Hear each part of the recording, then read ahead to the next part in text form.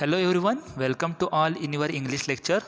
Student, in today's lecture we are going to start our new poem, the poem number 2.1. The name of the poem is Song of the Open Road, which is written by a very famous American poet, Walt Whitman. So let us start our poem. First of all, we are going to discuss information about poet. The name of the poet is Walt Whitman, who was born on 1819 and died on 1892, who was an American poet, essayist, and journalist. Whitman is among the most influential poets in the American canon and is often called the father of free verse.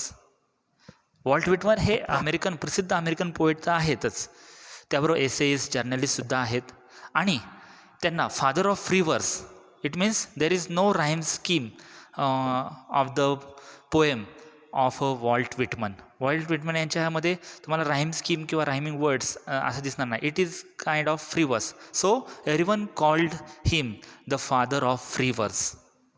He grew up Huntington in a family with a difficult economic status.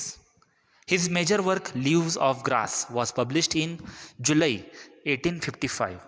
His poem, O Captain, My Captain, a poem written on the death of Abraham Lincoln, is widely popular. त्यांचं जे publish झालेलं जे पुस्तक आहे leaves of a grass, 1855मध्ये झालेलं publish झालेलं पुस्तक, ते सुद्धा एक प्रसिद्ध असं त्यांचं वर्क आहे.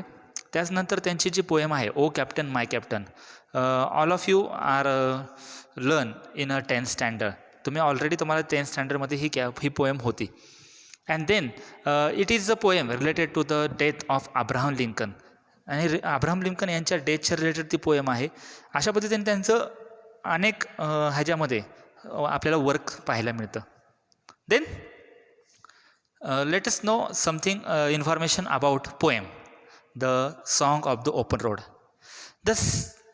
The section 1 of Song of the Open Road from Leaves of Grass is a beautiful blend of self-awareness, free will and tenderness of heart. Song of the Open Road ही एक Leaves of Grass यामध्येच एक publish झालेली poem आहे. It is kind of self awareness, free will and tenderness, म्हणजेच एक प्रेमळपणा आपल्याला दिसतो, self awareness, स्वतःबद्दल जागरूकता आहे, आणि फ्री माइंडेडली एकदम फ्री हार्टली आपण ते काय पाहतो की ह्या पोएममध्ये वर्णन केलेलं आहे. It gives us a realisation that along the journey of life one will face the test of wisdom which is not tested in any school or university. हे एक प्रत्येकाला आपल्या स्वतःच्या लाईफची जर्नी आहे त्याचं रिअलायझेशन करून देणारी पोएम आहे. आणि we have face the test of wisdom is not tested any school or university. एखाद्या स्कूलमध्ये किंवा युनिव्हर्सिटीमध्ये जे आपल्याला टेस्ट करायला मिळत नाही, आपलं जे शहाणपणा असेल किंवा आपल्या लाईफच्या रिलेटेड ज्या एक्सपिरियन्स आहे तो या पोएमच्या थ्रू आपल्याला ह्या जर्नी ऑफ लाईफ हा आपल्याला एक दिसून येतो. A road is something everyone uses whether rich or poor, and it forces all levels of people to associate with one another. We uses different kinds of roads, whether it's rich or poor. आपण त्या रोडवरती rich लोक पण चालतात, poor लोक पण चालतात, but the people associate is with one another. प्रत्येकाचं काय असं they are connection between, we are connected with a rich and poor people. But the road here in this poem, the road is signifies mobility. It means moving freely. म्हणजेच काय गतिशीलता आहे, त्याला तुम्हाला एक फ्री माइंडेड असा त्या रोडचा उल्लेख केलेला आहे. It is related to the moving freely, म्हणजे mobility is signifies as a we have to move with a free minded, with a freedom. One can take the road as a point to start over towards something new. आपण एखादा रोडचं आपल्याला ह्या road त्यावेळेस आपण घेतो एखाद्या आयुष्यामधला, म्हणजे road means it is a way we have to choose to our life. आपल्या लाईफचा जो रस्ता आपण निवडतो it can be towards something new. आपल्याला काहीतरी वेगळं काहीतरी घेऊन जाणारा हा रस्ता आहे, पुढे अनेक नवीन गोष्टी घेऊन जाणारा हा रस्ता आहे. अशा पद्धतीने ह्या पोएममध्ये सांगितलेलं आहे. Then Whitman talks about the people and places. He argues against staying in the one place for too long, although the hospitality may be true. ह्यामध्ये अनेक लोकांचा प्लेसेसचा तो उल्लेख केलेला आहे. But he argues against the staying is one place to for too long. ते काय करतात की एखाद्या व्यक्तीवर आर्ग्युमेंट करतात की एखादा व्यक्ती एका ठिकाणी जास्त वेळ थांबवू शकत नाही. although the hospitality may be a true. Hospitality here means it kindness and also welcoming the guest. That is called hospitality. So we have to change our life, and also we have to take a new road. It can with a freedom, which can free-minded. So this is the poem about our life, what we have chosen, the road in our life. आपल्या लाईफमध्ये कसं आपण road choose केला पाहिजे, काय life आपण केली पाहिजे ह्याबद्दल सांगितलेलं आहे. So let us start our poem. The first stanza. A foot and light hearted I take to the open road, healthy free the world before me, the long brown path before me, leading wherever I choose. So here in this stanza, in the first stanza, the poet who is describing a journey or a trip on which he is choosing or starting. म्हणजे ह्या कवितेमध्येच पहिल्या स्टांजामध्ये जो कवी आहे, जे कवी आहेत ते काय सांगतात की त्यांनी एक स्वतःचा he describe a trip or a journey on which he is choosing or starting. त्यांनी स्वतःची एक जर्नी चूज केलेली आहे आणि त्याबद्दल ते बोलत आहेत. He describes his journey in the form of dramatic monologue. ते स्वतःचं जे वर्णन सगळं करतात. It is a kind of dramatic monologue. म्हणजेच आपण स्वगत जसं म्हणतो, नाट्यमय स्वगत, त्या पद्धतीने ते स्वतःच सगळं वर्णन करणारी ही पोएम आहे. He describe himself as a being healthy and free. He said that I am with a free minded and healthy. तो स्वतःला डिस्क्राईब काय करतात की मी स्वतः एक हेल्दी आहे आणि फ्री माइंडेड आहे. And he is the open minded and prepare to face the problems. आणि स्वतःला ते म्हणतात की I am he is a open minded person and prepare and face all the obstacles and problem in his way. He is so confident that he has the freedom to choose his own path or way. तर पहिल्याच स्टांजामध्ये ते म्हणतात की I am very confident about because I have a freedom to choose my own way. माझा स्वतःचा रस्ता निवडण्यासाठी, माझा मार्ग निवडण्यासाठी मला फ्रीडम मिळालं आणि त्यामुळे ते स्वतःबद्दल काय कॉन्फिडंट आहेत स्वतःबद्दल. So this is the first stanza. Okay, here in this stanza foot means preparation or starting. म्हणजे ते प्रिपेअर झालेले आहेत की कोणत्या आपल्याला what we have to choose the way of our life. म्हणजे तिथं फूट हा मिनिंग काय करतो, ते प्रिपेअर झालेले आहेत की मी अशा पद्धतीने हा मार्ग निवडलेला आहे. Then second stanza. Henceforth I ask not good fortune, I myself am good fortune. Henceforth I whimper no more, postpone no more, need nothing. Done with indoor complaints, libraries, querulous criticism. Strong and content, I travel the open road. In this second stanza, the word whimper means make a series of low. It means कुरकुरणे किंवा तक्रार करणे, complaining करणे. And also careless means complaining, showing that one irritated. It means तक्रार किंवा कुरकुर करणे असा त्याचा अर्थ येतो. So the meaning of the second stanza is, in this stanza the speaker says that he does not have to pray for a good luck. ते म्हणतो की माझं नशिबाला तो प्रे करत नाही की माझं नशीब चांगलं आलं पाहिजे किंवा लकवर त्याचा विश्वास नाही आहे.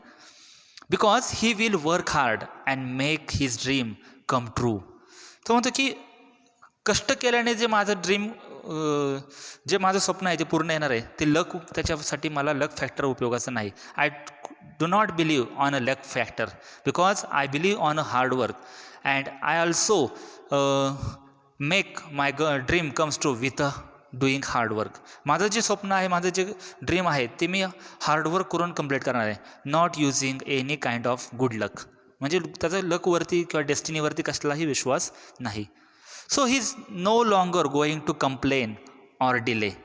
ते सतत कुरकुर करत बसत नाहीत किंवा ते डिले करायचं त्यांनी हे ठेवलं नाही. Because he is confident, because he has choose his on path.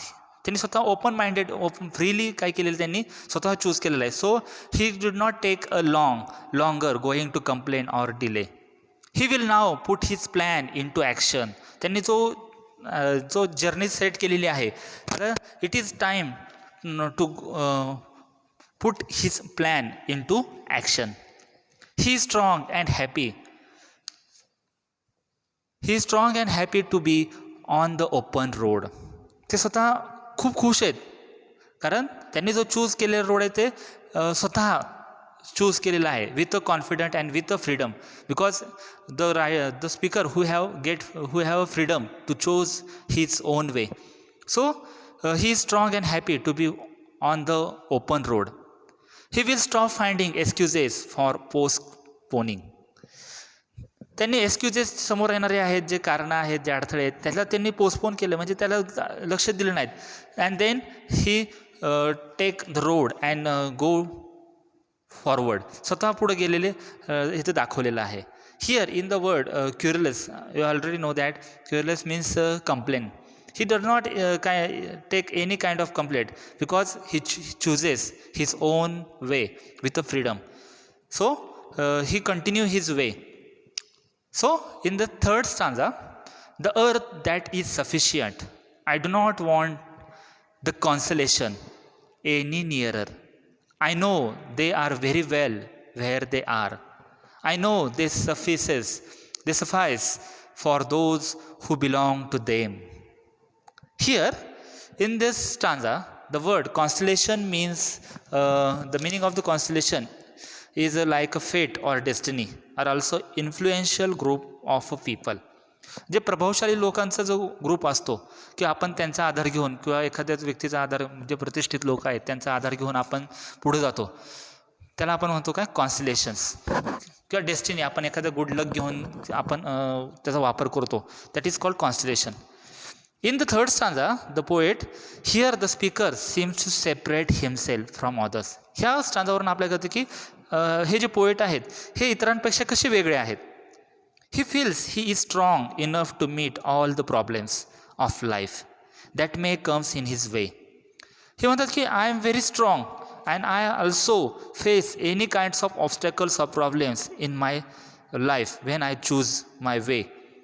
ज्यावेळेस माझा हा रस्त्यामध्ये अनेक प्रकारचे संकट येतील किंवा प्रॉब्लेम्स येतील, I have a strong to enough meet all the obstacles. मी कोणत्याही प्रॉब्लेमला मी त्याला काय करू शकतो, त्याच्यावर मात करू शकतो. He also says the earth is enough to provide for his needs. He does not need destiny or lucky star to help him.